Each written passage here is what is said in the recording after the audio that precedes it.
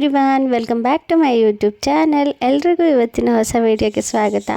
ಇವತ್ತು ನಮ್ಮೂರಲ್ಲಿ ತೊಂಬಿಟಾರ್ ಹಬ್ಬ ಜೋರಾಗಿ ನಡೀತಾ ಇತ್ತು ಗೈಸ್. ಹೊಸಯಾಗಿ ಈ ಹಬ್ಬ ನೋಡೋದು ನನಗೆ ತುಂಬ ಸ್ಪೆಷಲ್ ಫೀಲಿಂಗ್ ಆಗಿತ್ತು. ಈ ಸಲ ಮೊದಲನೇ ಹಬ್ಬ ಆಗಿರೋದ್ರಿಂದ ತೊಂಬಿಟಾರ್ತಿ ನಾನು ಮಾಡಬೇಕು ಅಂದ್ಕೊಂಡಿದ್ದೆ. ಆದರೆ ಕಾರಣಾಂತರದಿಂದ ನಮ್ಮ ಅತ್ತೆಯವ್ರ ಭಾವ ತಿರೋಗಿದ್ರು ಅಂಥೇಳಿ ಅದು ಅವತ್ತೇ ತಿರೋಗಿದ್ರು. ಸೊ ಹಾಗಾಗಿ ಸೂತಕ ಇತ್ತು, ಹೀಗಾಗಿ ನಾನು ಆರತಿ ಮಾಡೋದಕ್ಕಾಗಲಿಲ್ಲ. ಹೊಸಯಾಗಿ ಮೊದಲನೇ ಆರತಿ ಮಿಸ್ ಆಯಿತು ಅಂತ ತುಂಬ ಬೇಜಾರಾಗಿತ್ತು. ಅದಕ್ಕೆ ನಾನು ಫುಲ್ ವೀಡಿಯೋ ಮಾಡೋಕ್ಕಾಗಲಿಲ್ಲ ಗಾಯ್ಸ್. ಜಸ್ಟ್ ಹಾಗೆ ಸ್ವಲ್ಪ ವೀಡಿಯೋ ಮಾಡಿಕೊಂಡೆ. ನೆಕ್ಸ್ಟ್ ಹಬ್ಬದಲ್ಲಿ ವೀಡಿಯೋ ಮಾಡೋದಕ್ಕೆ ಟ್ರೈ ಮಾಡ್ತೀನಿ ಗಾಯ್ಸ್. ಆ್ಯಂಡ್ ಮಾರ್ನಿಂಗ್ ನಮ್ಮ ಹಸ್ಬೆಂಡ್ ಜೊತೆ ಸ್ವಲ್ಪ ಜಗಳ ಮಾಡ್ಕೊಂಡಿದ್ದೆ ಲೈಟಾಗಿ. ಅವ್ರು ನಾನು ಮಾತಾಡ್ಸ್ತಿಲ್ಲ ಅಂತೇಳಿ ನನ್ನ ಟೆಂಪಲಿಂದ ಬರೋಷ್ಟರಲ್ಲಿ ನನಗೋಸ್ಕರ ಹೊಲಕ್ಕೆ ಹೋಗಿ ಎಳ್ನೀರು ತಂದು ಓಪನ್ ಮಾಡಿ ಇಟ್ಟಿದ್ರು.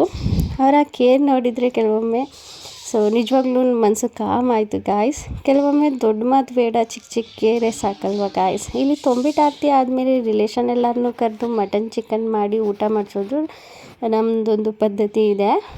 ಆದರೆ ನಮ್ಮ ಸಿಚುವೇಶನ್ ಬೇರೆ ಇದ್ದಿದ್ದರಿಂದ ಮನೆ ಅಳತೆಗೆ ಮಾಡ್ಕೊಂಡಿದ್ವಿ. ನಿಮ್ಮ ಕಡೆಯೂ ಹೇಗೆ ಮಾಡ್ತಾರೆ ಅಂತ ಹೇಳಿ ಕಾಮೆಂಟ್ ಮಾಡಿ ಗಾಯ್ಸ್. ಇನ್ನು ನಮ್ಮ ಮನೆ ನಾನ್ ವೆಜ್ ಮಾಡಿದರೆ ಆಲ್ಮೋಸ್ಟ್ ಹೊರಗಡೆನೇ ಮಾಡ್ತೀವಿ, ಸೌದೆ ಒಲೆಯಲ್ಲಿ. ಸೌದೆ ಒಲೆ ಹಾಕ್ಕೊಂಡು ಮಾಡಿದ್ವಿ ನಾನು ನಮ್ಮ ಅತ್ತೆ. ಸೊ ನಾನು ಸ್ವಲ್ಪ ಹೆಲ್ಪ್ ಮಾಡಿಕೊಟ್ಟೆ. ಸೌದೆ ಒಲೆಯಲ್ಲಿ ಮಾಡಿದ್ರೆ ಅಡುಗೆ ಅದ್ರ ಟೇಸ್ಟೇ ಬೇರೆ ಲೆವೆಲ್ ಇರುತ್ತೆ ಗಾಯ್ಸ್. ಆ್ಯಂಡ್ ಇದಾದಮೇಲೆ ನನ್ನ ಹಸ್ಬೆಂಡ್ ಹೊಲಕ್ಕೆ ರಿಟರ್ನ್ ಹೋಗಿ ಹಸು ಎಲ್ಲ ಹೊಡ್ಕೊಂಡು ಸಂಜೆ ಬಂದರು ಗಾಯ್ಸ್. ನಿಜವಾಗ್ಲೂ ಫಾರ್ಮರ್ಸ್ ಲೈಫ್ ಅಷ್ಟು ಈಸಿ ಅಲ್ಲ. ಸೊ ಪ್ರತಿದಿನ 2-3 ಕಿಲೋಮೀಟರ್ ಒಂದು ಸೈಡ್ಗೆ 2-3 ಕಿಲೋಮೀಟರ್ ನಡ್ಕೊಂಡು ಹೋಗಿ ಹಸು ಹೊಡ್ಕೊಂಡು ದಿನ ಪೂರ್ತಿ ಅವುಗಳಿಗೆ ಮೇವು ಸೌಕರ್ಯ ಎಲ್ಲ ಮಾಡೋದು ತುಂಬ ಕಷ್ಟ ಇರುತ್ತೆ ಗಾಯ್ಸ್.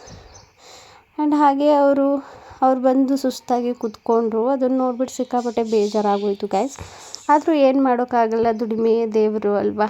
ಸೊ ಆ್ಯಂಡ್ ಇನ್ನೊಂದು ಫನ್ನಿ ಥಿಂಗ್ ಏನಂದರೆ, ನನ್ನ ಹಸ್ಬೆಂಡ್ ಬಂದು ಮಟನ್ ಇನ್ನೂ ಫುಲ್ ಕುಕ್ ಆಗಿರೋದಿಲ್ಲ. ಸೊ ಇನ್ನು ಮುಂಚೆನೇ ನನ್ನ ಹಸ್ಬೆಂಡ್ ಮತ್ತು ಮೈದನ್ನ ಪ್ಲೇಟ್ಗೆ ಹಾಕಿಸ್ಕೊಂಡು ಟೇಸ್ಟ್ ಮಾಡ್ತಿರ್ತಾರೆ. ಸೊ 80% ಬೇಯವಾಗಲೇ ಟೇಸ್ಟ್ ಮಾಡ್ತಾರೆ. ಇವತ್ತೇ ಅಂತೇನಿಲ್ಲ, ಅವ್ರಿಗೆ ಯಾವಾಗಲೂ ಅಭ್ಯಾಸ ಅದು.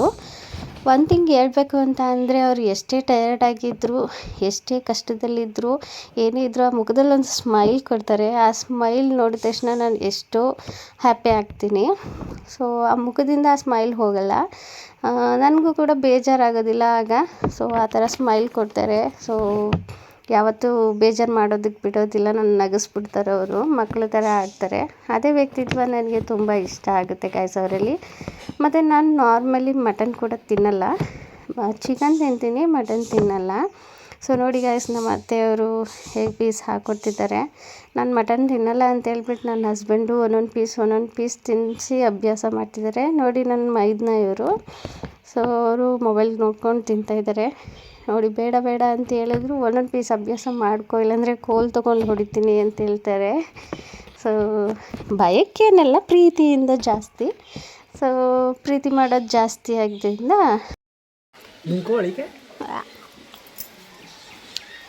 ಇಲ್ಲಿ ನೋಡಿ ಗಾಯ್ಸ್, ನಮ್ಮತ್ತೆ ಇನ್ನೊಂದು ಹಾಗೆ ಬೇಯಿಸಿ ಹಾಕ್ತಾಯಿದ್ರು. ಸೊ ಇವಾಗ ಫೈನಲಿ ಅಡುಗೆ ಆಯಿತು. ಮುದ್ದೆ ಊಟ ಮಾಡ್ತಾಯಿದ್ದಾರೆ, ಬಿಸಿ ಮುದ್ದೆ.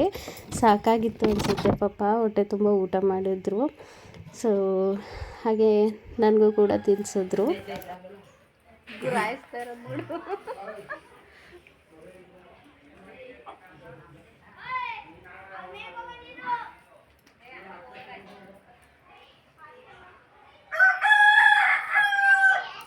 ಮುದ್ದೆ ಉಂಟು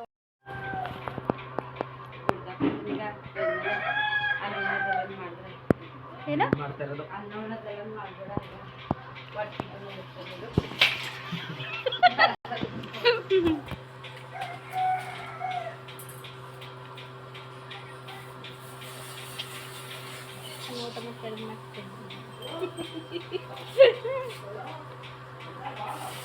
ದೊಣ್ಣೆ ಹಿಡ್ಕೊಂಡಿರೋದೇ ಅದಕ್ಕೆ ಗಾಯ್ಸ್. ಇನ್ನು ಸಂಜೆ ಆಗಿತ್ತು, ಹಾಲೆಲ್ಲ ಕರೆದ್ವಿ. ಹಾಲೆಲ್ಲ ಕರೆದಾದ್ಮೇಲೆ ನಾನೊಂದು ಸ್ವಲ್ಪ ಫೋಟೋಸ್ ತಗೊಡು ಅಂತೇಳಿ ನನ್ನ ಮೈದನ ಹತ್ರ ಫೋಟೋಸ್ ತೊಗೊಂಡೆ.